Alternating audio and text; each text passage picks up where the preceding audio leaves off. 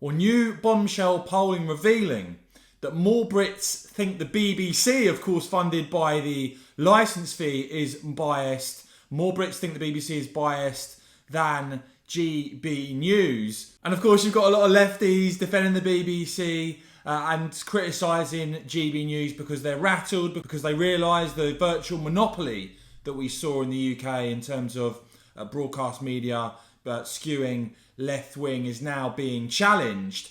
But interesting to see that outside of the bubble and the rattled commentators, you've got a situation now, as I said, where news research reveals more Brits think the BBC is biased than think GB News is biased. Now, just to give the background to this, because I know there'll be some people who challenge this and say it's one poll, one survey, whatever. If you look at the track record of British public opinion on this, it's very clear.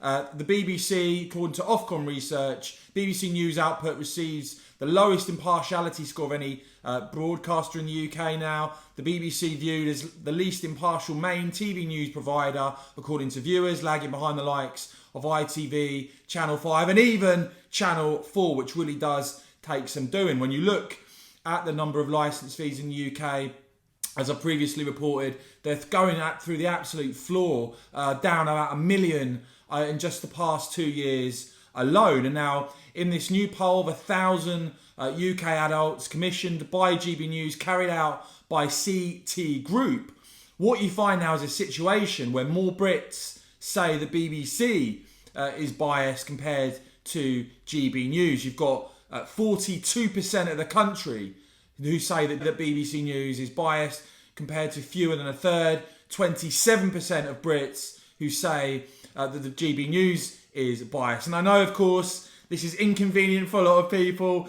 and they'll choose to ignore these poll findings.